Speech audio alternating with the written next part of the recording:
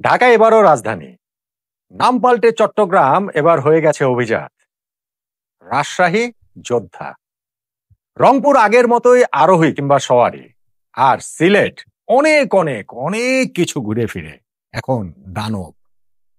একটু কনফিউজিং লাগছে। আমরা আসলে ইংরেজি শুনে শুনে এত অভ্যস্ত যে বাংলা বললে সেটা একটু কনফিউজিং লাগে, আমাদেরকে একটু দ্বিধার মধ্যে একটু দ্বন্দ্বের মধ্যে ফেলে দেয়। এগুলো হচ্ছে কি যে বিপিএল এ অংশগ্রহণকারী ৫ দলের নাম: Dhaka Capitals, Chattogram Royals, Rajshahi Warriors, Rangpur riders এবং Sylhet titans. Bangladesh cricket board এই ৫টা অঞ্চলের দলের নাম ফিক্স করে দিয়েছে, এবং সেই ফিক্স করাটা শুধুমাত্র এই বছরের জন্য তা কিন্তু নয়। ক্রিকেট বোর্ডের ভাষ্য হচ্ছে গিয়ে এই নামগুলো এই ৫ ফ্র্যাঞ্চাইজির সবসময়ই থাকবে, সেটা যদি মালিকানা পরিবর্তন হয়ে যায় তাও এই নামই আসলে থাকবে। সঙ্গে নতুন ফ্র্যাঞ্চাইজি যদি ভবিষ্যতে যুক্ত হয় বিপিএল এ, তাহলে তাদের নামও বাংলাদেশ ক্রিকেট বোর্ড ঠিক করে দিবে। এটাকে আসলে ওয়ার্কআউট করবে। আপনার কি মনে হয় যে এই যে নামগুলো Dhaka Capitals, Chattogram Royals, Rajshahi Warriors, Rangpur Riders, Sylhet Titans, এই নাম নিয়ে বিপিএল সবসময়ই থাকবে? আমি ভবিষ্যতের কথা ধরেন বাদ দিলাম, এইবার যে অন্ততপক্ষে ৫ বছরের যে সাইকেল বিসিবি ঠিক করে দিয়েছে, ৫ বছর পর যদি এই নামগুলো থাকে, তাহলে এখন মানে কি বলবো, মানে কি মানে আমার অভিজ্ঞতা বলে যে এইটা আসলে থাকবে না, এটা হওয়ার কোনো রকম কোনো কারণই নাই। মালিকানা টালিকানা যদি চেঞ্জ হয় ভবিষ্যতে, ইনফ্যাক্ট ক্রিকেট বোর্ডও যদি চেঞ্জ হয়, তাহলেই এই বিপিএল এর নামগুলোর আবার পরিবর্তন হবে। সো এগুলো শুনতে ভালো শোনায়, কিন্তু আলটিমেটলি কি এটা কাজের কাজ কিছু নয়। কাজের কাজটা যেই জায়গাটাতে হতে পারতো সেইখানটাতেও বাংলাদেশ ক্রিকেট বোর্ড একটা বিরাট বড় লেজগোবরে করে ফেলেছে বলে আমার আশঙ্কা। Fixing, match fixing. Bangladesh cricket board এইবারের বিপিএলটা সেই ফিক্সিং মুক্ত রাখার সর্বোচ্চ চেষ্টা করার ঘোষণা দিয়েছে। প্রতিবারই দেয়, সব ক্রিকেট বোর্ডই দেয়, কিন্তু বিসিবি যেই পথে হাঁটছে সেই পথে সেটা সম্ভব হওয়ার কোনো কারণ নেই। বরং এইবারের বিপিএল এ ফিক্সিং এর মৎসব লেগে যেতে পারে। এইবারের বিপিএল এ ম্যাচ ফিক্সিং করার জন্য, স্পট ফিক্সিং করার জন্য ক্রিকেট সংশ্লিষ্টরা তুমুল ভাবে উৎসাহিত হবেন বাংলাদেশ ক্রিকেট বোর্ডের সিদ্ধান্তের কারণে। বাংলাদেশ ক্রিকেট বোর্ড এত কিছু পারে, তাহলে তারা এইরকম একটা সিদ্ধান্ত কি কারণে নিল? সর্ষের ভেতরেই কি তাহলে ভূত রয়েছে? দেখেন, বাংলাদেশ ক্রিকেট বোর্ড এবার যে ৫টা ফ্র্যাঞ্চাইজি নির্ধারণ করেছে, সেই দলগুলোর ক্ষেত্রে তাদের আর্থিক সক্ষমতা, তাদের ক্রিকেটের প্রতি আগ্রহ, ক্রিকেটে ইন্টিগ্রিটি বজায় রাখার ক্ষেত্রে তাদের যে কমিটমেন্ট, এই সবকিছু তারা বিবেচনায় নিয়ে এই ফ্র্যাঞ্চাইজিগুলোকে দিয়েছে বলে এটা তাদের দাবি। এখন এখানটাতে আমি যে শঙ্কার কথাটা বলছি, ফিক্সিং ম্যাচ ফিক্সিং, সেখানে ২টা কারণ রয়েছে। একটা, নাম্বার 1, সেটা হচ্ছে গিয়ে আইসিসি থেকে একটা অবজারভেশন রয়েছে, এই দলগুলোর মালিকানায় যারা রয়েছে তাদের মধ্যে অন্তত ২টা ফ্র্যাঞ্চাইজির মালিকানায় এমন ব্যক্তিরা রয়েছেন যাদের বিপক্ষে আইসিসির এই ম্যাচ ফিক্সিং এর অভিযোগ রয়েছে, তাদের বিপক্ষে সেই রেড ফ্ল্যাগ রয়েছে, তাদের বিপক্ষে প্রমাণটাই শুধুমাত্র হাজির করতে পারেনি বলেই সেই শাস্তিটা হয়তোবা দিতে পারেনি, কিন্তু তুমুল সন্দেহভাজন হিসেবে তারা রয়েছেন। বাংলাদেশ ক্রিকেট বোর্ড তারা যে তাহলে এত স্ক্রুটিনি করলো, এত কিছু করে তারা দল দিল, মালিকানায় যে ওরকম সন্দেহভাজন ব্যক্তিরা রয়েছেন ম্যাচ ফিক্সিং এ, সেটা কি তারা জানতো না? আমাকে যদি বলেন জানতো না, আমি সেটা মানতে রাজি না। বাংলাদেশ ক্রিকেট বোর্ড জানতো, অবশ্যই জানতো, এবং জেনে শুনেই তারা এই জিনিসটা ফ্র্যাঞ্চাইজি গুলো দিয়েছে, অনুমোদন তারা আসলে করেছে। এখন যখন আইসিসির কাছ থেকে সেই আপত্তির জায়গাটা এসেছে, যেই কারণে কি হবে জানেন, নামকাও আসতে ওই ব্যক্তিদের নাম অফিসিয়ালি এই ফ্র্যাঞ্চাইজি গুলোর সাথে সংশ্লিষ্ট থাকবে না, তা আনঅফিসিয়ালি তারা থাকবেন। আনঅফিসিয়ালি অবশ্যই তারা থাকবেন। ফলে ম্যাচ ফিক্সিং এর যে কালো থাবা, সেইখান থেকে বাংলাদেশ প্রিমিয়ার লিগ বিপিএল কে রক্ষা করার একটা রক্ষা কবচ দেওয়ার যে চেষ্টা বাংলাদেশ ক্রিকেট বোর্ডের, সেটা শুরুতেই একটা হোঁচট খেয়েছে, এবং সেটা শুরুতেই একটা বেশ হাস্যকর পর্যায়ে চলে গেছে বলে আমার কাছে মনে হয়। তবে এইটাও হাস্যকর কিছু না যখন আপনি মাথায় রাখবেন বিসিবির আরেকটা সিদ্ধান্তের কথা, যেটা আমি নাম্বার 2 বলছিলাম। বিপিএল এ ম্যাচ ফিক্সিং এ সন্দেহভাজন যারা রয়েছেন, গত বছরের থেকে যেই তদন্ত কাজ বিসিবি করছে, যেই অনন্ত তদন্ত কাজ বিসিবি করেই যাচ্ছে, একের পর এক কমিটি করেই যাচ্ছে, এবং তারা হচ্ছে গিয়ে রিপোর্টের পর রিপোর্ট দিয়েই যাচ্ছে। ৯০০ পৃষ্ঠার একটা রিপোর্টও নাকি সর্বশেষ সাবমিট হয়েছে, কিন্তু তারপরেও গিয়ে তারা এখনো দোষী না নির্দোষ সেটা তারা আসলে নির্ধারণ করতে পারেন নাই। বিপিএল এর পক্ষ থেকে অফিসিয়াল প্রেস কনফারেন্স করে ২ দিন আগে জানানো হলো আমাদেরকে যে অভিযুক্ত যারা রয়েছেন তাদের কাউকে এইবারে বিপিএল এ অংশগ্রহণ করতে দেয়া হবে না। অথচ তারপরই আমরা জানতে পারলাম যে না, এই নিয়মটা প্রযোজ্য হবে শুধুমাত্র বিপিএল সংশ্লিষ্ট দলগুলোর কোচিং স্টাফ, কর্মকর্তা, মালিক, তাদের জন্য, ক্রিকেটারদের জন্য না। অর্থাৎ যেসব ক্রিকেটার অভিযুক্ত তারা এবারে বিপিএল খেলবেন, তারা এবারে বিপিএল খেলছেন। বাংলাদেশ ক্রিকেট বোর্ডের এই জায়গাটাতে কোনো বাধা নেই। বাংলাদেশ ক্রিকেট বোর্ড এই জায়গাটাতে তারা তাদের জায়গা থেকে বলছেন যে না, কেউ যদি দোষী প্রমাণিত না হন তাহলে আমরা কিভাবে তাদেরকে বিপিএল এ অংশগ্রহণ করা থেকে বিরত রাখতে পারি। কেন ভাই 2 দিন আগে তো আপনার প্রেস কনফারেন্স করে বলেছেন যে 17 তারিখে যে প্লেয়ার্স ড্রাফট হবে তার আগেই 15 তারিখের মধ্যেই আমরা এই বিষয়ে হচ্ছে একটা চূড়ান্ত সিদ্ধান্তে চলে আসবো।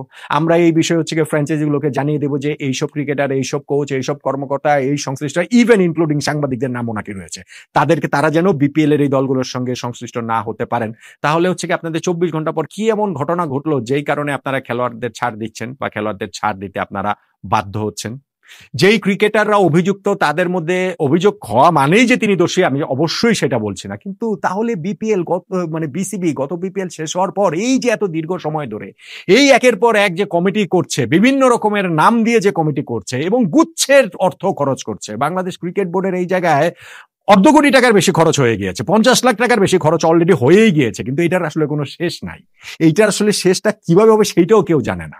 এখন যখন ওই অভিযুক্ত ক্রিকেটাররা খেলছেন, সেই ক্রিকেটাররা অন্যান্য ক্রিকেটারদের দিকে তাকিয়ে হাসবেন না, হাসাহাসি করবেন না যে দেখো আমাদের কত ক্ষমতা, এত কিছুর পরও আমাদের খেলা থেকে কেউ আটকাতে পারেনি, বাংলাদেশ ক্রিকেট বোর্ডই আমাদের এই অনুমোদনটা দিয়েছে।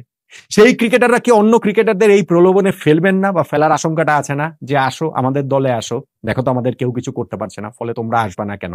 এবং সেই অন্য ক্রিকেটারদেরও কি এই ফাঁদে পড়ার তুমুল আশঙ্কাটা থাকছে না যে না ঠিক আছে কিছুই তো হয় না, বাংলাদেশ ক্রিকেট বোর্ড তো কিছুই করে না, তদন্ত কমিটির পর তদন্ত কমিটি করে কিন্তু ফাইনালি গিয়ে তাদের বিপিএল খেলাটা পর্যন্ত আটকাতে পারে না। এবং এটা করাটা আসলে খুবই সহজ ছিল, মানে সহজ ছিল আমি এই সেন্সে বলছি যে বাংলাদেশ ক্রিকেট বোর্ড অভিযুক্ত ক্রিকেটার হওয়া মানেই যে তিনি দোষী তার নয়। বাংলাদেশ ক্রিকেট বোর্ড এই ক্ষেত্রে যারা অভিযুক্ত রয়েছেন তাদের প্রত্যেকের ওই নামটা প্রকাশ করা অবশ্যই উচিত ছিল, এখনো উচিত বলে আমি মনে করি, এবং তারা যে বিপিএল এ অংশগ্রহণ করতে পারবেন না সেইটাও তাদের ঘোষণা দিয়ে দেওয়া উচিত বলে আমি মনে করি। ওই ক্রিকেটার বা ওই সংশ্লিষ্ট কোচ বা ওই কর্মকর্তা বা সাংবাদিক তারা নিজেদের জায়গা থেকে ফাইট করুন, তারা নিজেদেরকে নির্দোষ প্রমাণ করুন, তারা তো এখনো দোষী প্রমাণিত হন নাই, নির্দোষ প্রমাণটা তো পরের ধাপ। আমি বলছি যে যদি সেইটা হয় সেই ক্ষেত্রে হচ্ছে কি বিসিবি এবারে বিপিএল তাদের অংশগ্রহণ করতে দিতেন না, যদি অংশগ্রহণ তারা না করতেন এবং ভবিষ্যতে তারা নির্দোষ প্রমাণিত হতেন বা দোষী প্রমাণিত না হতেন যে না ঠিক আছে, তাহলে বিসিবি তো খুব সহজেই তাদেরকে ওই আর্থিক ক্ষতিপূরণটা দিয়ে দিতে পারতো না?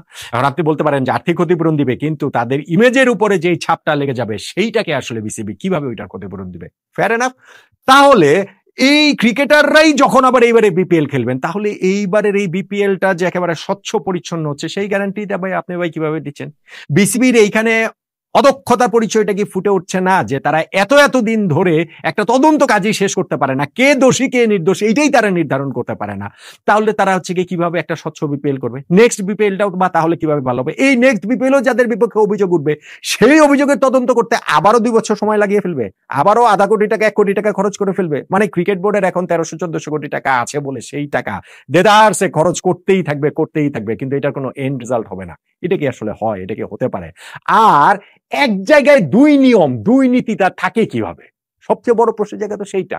আপনি যদি অভিযুক্ত কোচ, কর্মকর্তা, ইভেন আমি সাংবাদিকের ওই জিনিসটা মতো ক্লিয়ারলি জানি না, যদি থেকে থাকে তাদেরকে আপনারা বিপিএল এ কোনো বিভিন্ন ফ্র্যাঞ্চাইজির সঙ্গে তো মিডিয়া ম্যানেজার হিসেবে সাংবাদিকরা থাকেন, সেই সেন্সে আর কি হয়তো বলা হচ্ছে বা অন্য কোনো ভাবেও থাকতে পারেন, সেটা তাদের তদন্ত রিপোর্ট প্রকাশ করলেই না সেটা আমরা দেখতে পাবো।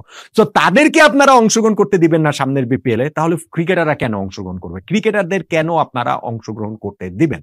সো এক জায়গায় এরকম 2টা নীতি রাখাটা কি এটা কি কোনো রকম কোনো যৌক্তিকতা রয়েছে, নাকি সোর্সের মধ্যেই ভূত, নাকি বিসিবির মধ্যেই এই ম্যাচ ফিক্সিং এর পৃষ্ঠপোষকরা চলে এসেছেন, এইবারের নির্বাচনে ঢুকে পড়েছেন? ওই রকম কি আমাদের মনে হয়? ভাই ম্যাচ ফিক্সিং এর ঘটনা আপনি প্রকাশ করাতে আপনার বাধার জায়গাটা কোথায় আমি ঠিক ক্লিয়ার না।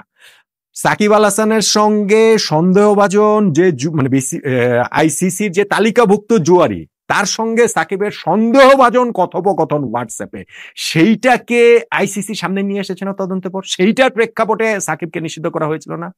বাংলাদেশ ক্রিকেটে মোহাম্মদ আশরাফুলের সঙ্গে এই ঘটনাটা ঘটেছিল এবং মোহাম্মদ আশরাফুলকে দোষী সাব্যস্ত করে তাকে ক্রিকেট থেকে নিষিদ্ধ করা, এই জিনিসটা সামনে নিয়ে আসা হয়েছিল না?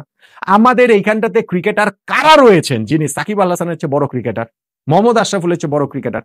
সন্দেহভাজন অভিযুক্ত ক্রিকেটারদের মধ্যে আশরাফুল সাকিবদের চেয়ে বড় ক্রিকেটার কি রয়েছেন? আশরাফুল সাকিবদের যদি নাম আসতে পারে, এই ক্রিকেটারদের নাম তাহলে আসতে পারবে না কেন? কি কারণে? কোন জায়গাটাতে সমস্যা? এবং এন্ড অফ দ্য ডে গিয়ে সমস্যাটা তো ওই জায়গাটাতেই মনে হচ্ছে। সমস্যাটা আসলে সর্ষেতেই না ভূত, সমস্যাটা না বাংলাদেশ ক্রিকেট বোর্ডে। এবং সেই কারণেই আমার মনে হচ্ছে যখন আপনারা ক্রিকেট বোর্ডের এরকম ২৪ ঘন্টার মধ্যে ডিসিশন পাল্টে ফেলে ক্রিকেটারদের, অভিযুক্ত ক্রিকেটারদের, সন্দেহভাজন ক্রিকেটারদের এইবারের বিপিএল খেলার অনুমোদন আপনারা দিয়ে দিচ্ছেন। সঙ্গে সঙ্গেই আপনারা ওই ক্রিকেটারদের যেমন এখন কলার উঁচু করে তারা ঘুরে বেড়াতে পারবে যে দেখো আমাদের কিছু হয় না, সঙ্গে অন্য ক্রিকেটারদের তারা প্রলুব্ধ করতে পারবেন এবং সেই অন্য অনেক ক্রিকেটার সেই ফাঁদে আসলে পা দিতে পারবেন। সেই পথটাই বাংলাদেশ ক্রিকেট বোর্ড প্রশস্ত করছে বলে আমার আশঙ্কা। অনেক বড় বড় কথা বলা যায়, এই যে দলগুলো দেওয়া হয়েছে ৫ বছরের জন্য দেওয়া হয়েছে, মালিকানা চেঞ্জ হলেও নাম ঠিক থাকবে, বোগাস কথা, এটা হবে না, এটা হতেই পারে না। কিন্তু কাজের কাজ এই জায়গাটাতে তারা করতে পারতো, সেইটা ক্রিকেট বোর্ড চেঞ্জ হয়ে যায়, ফারুক ভাইয়ের সময়ের বিপিএল সেই তদন্ত কমিটি শুরু, তারপরে গিয়ে বুলবুল ভাই অন্তর্বর্তীকালীন দায়িত্ব নেন, তারপরে গিয়ে বুলবুল ভাই পুরো দমে দায়িত্ব নেন বিসিবি প্রেসিডেন্ট হিসেবে। এত কিছু ঘটে যাচ্ছে, কিন্তু বিপিএল এর সেই তদন্ত কার্যক্রম আর শেষ হয় না। আর এটা এমনই সেন্সিটিভ যে সেটা আসলে প্রকাশও করা যায় না, এবং তারা আসলে অপরাধী নাকি নির্দোষ সেইটাও আসলে নির্ধারণ করতে পারেন না। আসলে কি পারেন না, নাকি আসলে তারা চান না? আসলে কি বিপিএলটাকে এই ম্যাচ ফিক্সিং মুক্ত রাখতে বাংলাদেশ ক্রিকেট বোর্ডই চায় কিনা, নাকি ওই সর্ষের ভেতরেই ভূত? এই প্রশ্নটাই তো ক্রমশ বড় থেকে আরো বড় হয়ে উঠছে না, বলুন তো দেখি?